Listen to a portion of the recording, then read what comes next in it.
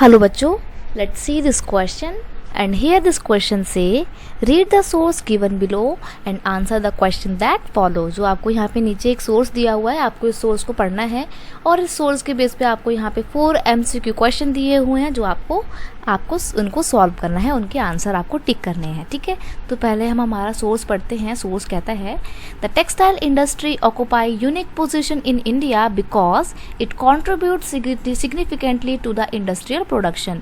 जो इंडिया का textile industry है वो बहुत ही यूनिक पोजीशन ऑक्यूपाई करता है। क्यों? क्योंकि वो इंडिया के पूरे जो इंडस्ट्रियल ग्रोथ होती है, जो इंडस्ट्रीज का प्रोडक्शन होता है, उसमें 14% का अपना कंट्रीब्यूशन करता है, योगदान देता है। ठीक है, एम्प्लॉयमेंट जनरेशन 35 मिलियन पर्सन, यानी कि ये लोगों को भर भर के एम्प्लॉयमेंट प्रोवाइड करता है, जॉब्स क्रिएट करता है। ठीक है, directly the second largest after the agriculture, और 35 मिलियन लोगों को जॉब तो प्रोवाइड करता ही करता है, साथ ही साथ एग्रीकल्चर के बाद सेकेंड लार्जेस्ट ये एक एरिया है जॉब क्रिएशन का। ठीक है, एंड फॉरेन एक्सचेंज अर्निंग, और ये फॉरेन एक्सचेंज को भी लाता है। ठीक है, लगभग 24.6% जो फॉरेन एक्सचेंज है वो कॉटन इंडस्ट्रीज की वजह से ही आता है। It contributes 4% towards the GDP। सोचिए, देखो पूरा जो इंडस्ट्रियल प्रोडक्शन होता है 100%, उस 100% प्रोडक्शन में से 14% कहाँ से आता है? सिर्फ कॉटन एंड टेक्सटाइल इंडस्ट्री से आता है। कॉटन भी नहीं, सिर्फ टेक्सटाइल इंडस्ट्री से, कपड़ा उद्योग से आता है। ठीक है, और जो पूरा GDP परसेंटेज है, देखो मैन्युफैक्चरिंग इंडस्ट्रीज का GDP में परसेंटेज कितना है? 17% है। तो 17% में से सिर्फ 4% का जो कंट्रीब्यूशन है पूरे होल GDP में, वो किसका है? टेक्सटाइल इंडस्ट्रीज का है। तो आप इस बात से बिल्कुल पूरा अंदाज़ा लगा सकते हो कि जो टेक्सटाइल इंडस्ट्री है वो हमारे इंडिया के डेवलपमेंट के कितनी ज़्यादा इम्पोर्टेंस वाली है। It is the only industry in the country which is self reliant and complete in value chain from raw material to the highest value added products. देखो, इस लाइन का मतलब समझना बहुत ज़रूरी है। इंडिया में जितनी भी इंडस्ट्रीज़ हैं उन सभी इंडस्ट्रीज़ में से ये एक ओनली ऐसी इंडस्ट्री है जो सेल्फ रिलायंट है। सेल्फ रिलायंट का मतलब होता है कि इसका जो रॉ मटेरियल से लेके पूरा जो तैयार माल होता है, फाइनल गुड्स बनते हैं, और जो पूरा प्रोसेस होता है इसका, ये पूरा प्रोसेस पूरी इंडिया में हो सकता है। इसके लिए हमें किसी और कंट्री के लिए ऊपर डिपेंड होने की ज़रूरत नहीं होती। इट्स मीन हम कपड़ा बनाने के लिए जो रॉ मटेरियल है वो हम प्रोड्यूस भी कर सकते हैं, उसको ग्रो कर सकते हैं, उगा सकते हैं, और जो रॉ मटेरियल की प्रोडक्शन हुई है उससे धागा भी बना सकते हैं। धागा बनाने के बाद हम फैब्रिक भी खुद से बना सकते हैं। फैब्रिक बनाने के बाद उन कपड़ों को हम खुद से स्टिच भी कर सकते हैं, और स्टिच तो बाद में करेंगे, पहले उस कपड़े को हम कलर करते हैं। ठीक है, कलर करने के बाद उस कपड़े को स्टिच भी कर सकते हैं, और स्टिच करने के बाद उसको गारमेंट में कंप्लीट तैयार करके हम बेच सकते हैं। तो यानी कि रॉ मटेरियल से लेके फाइनल गुड बनाने का जो पूरा प्रोसेस है वो हम इंडिया में कर सकते हैं, और इसलिए इस पूरी इंडस्ट्री को सेल्फ रिलायंट इंडस्ट्री का नाम दिया जाता है। ठीक है, in ancient India cotton textile were produce with hand spinning and handloom weaving techniques. देखो, जो धागा होता है, यान जो होता है, उस यान से कपड़ा बनाने का जो पूरा प्रोसेस होता है, फैब्रिक बनाते हैं, पहले वो काम हाथ से किया जाता था। आपने सुना होगा चरखे का नाम, है ना? स्पिनिंग जो होता है उसका इस्तेमाल करके हम क्या करते थे? कपड़ा बनाया करते थे। तो वो यहाँ पे बोल रहा है कि एंशिएंट टाइम पे ये सारा काम हाथ से हुआ करता था, हैंडलूम स्पिन्स हुआ करते थे, उनसे होता था। लेकिन 18th सेंचुरी में क्या होता है? पावर लूम्स आ जाते हैं, यानी कि जो ये चरखा है ना, जो हाथ से चलाया जाता था, अब बिजली से चलने वाला चरखा आ जाता है 18th सेंचुरी में। इससे our traditional industries suffer a setback during the colonial period because they could not compete with the mill made cotton from the England. अब देखिए, इंडिया के जो हैंडलूमर्स थे, मतलब जो कपड़ा बनाने वाले लोग थे, वेवर्स जो थे बेसिकली, वो तो हाथ से कपड़ा बनाते थे, तो उनका कपड़ा थोड़ा महंगा हुआ करता था क्योंकि हाथ से बनाने में मेहनत लगती है।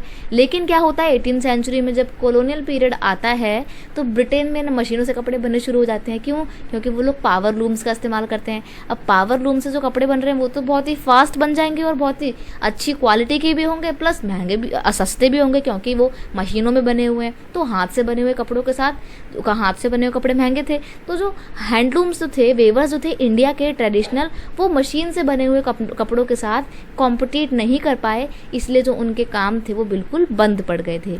इन the early years the cotton textile industries were concentrated in the cotton growing belt of Maharashtra and Gujarat. Availability of raw cotton, market transport including accessible port facilities, labour, moist climate etcetera contribute towards it localisation. अब देखिए जो कपड़ा बनाने की पूरी industry थी ना starting में, वो कहाँ थी, वो महाराष्ट्र और गुजरात का जो पूरा रीजन है ना, सिर्फ वहीं पर कंसंट्रेटेड हुआ करती थी, वहीं पर सीमित थी। ऐसा इसलिए था, वो वहाँ पर लोकलाइज इसलिए थी क्योंकि जो भी कपड़े बनाने की जो इंडस्ट्री होती है उसके लिए जो सामान चाहिए होता है, जिन इन्वायरमेंट की ज़रूरत होती है, वो सब कुछ इन दो रीजन में काफ़ी अच्छे से अवेलेबल था। जैसे कि जो रॉ मटेरियल है, कॉटन चाहिए होता है कॉटन के कपड़े के लिए, तो कॉटन जो है कपास की खेती होती है, ठीक है, तो कपास की खेती के लिए ब्लैक सॉइल चाहिए होता है। गुजरात महाराष्ट्र में ब्लैक सॉइल बहुत पाई जाती है, तो खेती भी वहीं पे हो जाती है, ठीक है। और फिर जो तैयार माल होता है, फाइनल गुड्स होते हैं, उनको बाहर अगर बेचना है तो उसके लिए उसको पोर्ट में ले जाना पड़ेगा, बंदरगाह, हार्बर्स वगैरह में, ताकि जहाज से शिप करवा के किसी दूसरी कंट्री में बेचा जा सके। तो महाराष्ट्र और गुजरात जो है वो कोस्टल कंट्री हैं, कोस्टल एरिया है, कंट्री नहीं है, कोस्टल एरिया है, तो यहाँ से पोर्ट फैसिलिटी भी ईजिली अवेलेबल है। प्लस महाराष्ट्र और गुजरात जो है ये ऐसे एरिया हैं जहाँ पे मार्केट बहुत अच्छा है, ट्रांसपोर्ट फैसिलिटी बहुत अच्छी है, तो हर चीज़ फेवरेबल थी, क्लाइमेट बहुत अच्छा था, ना तो वहाँ पे बहुत ज़्यादा गर्मी होती है ना बहुत ज़्यादा ठंड पड़ती है। तो ये सारी चीज़ों ने, इन सब चीज़ों की वजह से ही स्टार्टिंग में हमारा जो टेक्सटाइल इंडस्ट्रीज़ हैं वो ज़्यादातर महाराष्ट्र और गुजरात के एरिया तक ही लोकलाइज था, ठीक है। तो ये थी हमारी पूरी केस स्टडी, पूरा सोर्स। अब हमने जब सोर्स को समझ लिया है तो क्वेश्चन आंसर करते हैं। पहला क्वेश्चन है, why textile industries occupy the unique position in Indian economy. India की इकोनॉमी में टेक्सटाइल इंडस्ट्री का बहुत ही यूनिक पोजीशन क्यों है? तो because it has been important since the ancient time, क्योंकि ये एंशियंट टाइम से इम्पॉर्टेंट है, या फिर because it contribute 14% of the industrial production का 14% जो है वो टेक्सटाइल इंडस्ट्री से आता है, इसलिए ये यूनिक पोजीशन ऑक्यूपाई करता है, या फिर because it is easy to make it grow, इसको बना पाना, उगा पाना बहुत आसान होता है, या ऑल ऑफ द अबव। तो यहाँ पे ना आपका ऑप्शन नंबर बी बिल्कुल सही आंसर रहने वाला है। मैं साइड में आपके ना सारे आंसर लिखती हूँ। फर्स्ट का आपका आंसर है बी, ठीक है। क्वेश्चन नंबर सेकंड है आपका, what is the employment generation of cotton textile industry, यानी कि मतलब जो टेक्सटाइल इंडस्ट्री है वो कितना एम्प्लॉयमेंट जनरेट करती है? 35 मिलियन पीपल डायरेक्टली 35 मिलियन लोगों को जॉब प्रोवाइड करती है, 30 मिलियन लोगों को, 40 मिलियन लोगों को, या 32 मिलियन लोगों को। तो यहाँ पे हमने देखा था ना 35 मिलियन लोगों को वो डायरेक्टली जॉब प्रोवाइड करती है। डायरेक्टली मतलब सिर्फ कपड़ा इंडस्ट्री में ही 35 मिलियन लोग लगे पड़े हैं, ठीक है। बाकी जो कॉटन इंडस्ट्री होती है, टेक्सटाइल इंडस्ट्री होती है, उसके आसपास में और भी बहुत सारी इंडस्ट्री आ जाती है, जैसे कि केमिकल इंडस्ट्री हो गई, जिससे कपड़ा कलर करने का रंग बनाया जाता है, केमिकल्स बनाए जाते हैं, ठीक है। या फिर इलेक्ट्रिसिटी की इंडस्ट्री हो गई, क्यों? क्योंकि जो कॉटन टेक्सटाइल इंडस्ट्री में मशीनें होंगी वो कौन चलाएगा? बिजली से चलेंगी। तो ऐसे कपड़ा की जो इंडस्ट्री होती है, टेक्सटाइल इंडस्ट्री होती है, उसके आसपास में बहुत सारी इंडस्ट्री लग जाती हैं, ठीक है। लेकिन डायरेक्टली अगर वो जनरेशन की बात करें तो डायरेक्टली वो 35 मिलियन लोगों को जॉब प्रोवाइड करती है। कौन? Textile industry, cotton textile industry, ठीक है। तो यहाँ पे हमारा सेकंड का आंसर हो जाएगा ए। नेक्स्ट क्वेश्चन है आपका, how the cotton textile were produced in ancient India. Ancient India में जो कॉटन टेक्सटाइल थे वो कैसे प्रोड्यूस किए जाते थे? हैंडलूम से इस्तेमाल किए, मतलब हैंडलूम का इस्तेमाल करके, स्पिनिंग का इस्तेमाल करके जो है कपड़े को वेव किया जाता था, बुना जाता था, ठीक है। तो देखते हैं, यूजिंग अ स्पिनिंग जेनी तो बहुत बाद में आई थी, तो ये ऑप्शन तो बिल्कुल गलत हो जाएगा, ठीक है। नेक्स्ट है, using some ancient technique which are unknown yet, यानी कि कुछ ऐसी एंशियंट टेक्निक थी जिनका अभी तक पता नहीं लगाया जा चुका है, या फिर by the hand spinning and handloom weaving, यही आपका ऑप्शन है। हाथ से करघा चलाया जाता था, ठीक है। तो हैंड स्पिनिंग और हैंडलूम वेविंग से जो है कपड़ा तैयार किया जाता था। थर्ड का हमारा यहाँ पे आंसर रहने वाला है आपका option number C, okay. Next question है आपका, when the power looms came into the use. Starting में जो पावर लूम थे वो कब इंट्रोड्यूस किए गए थे, कब आए थे?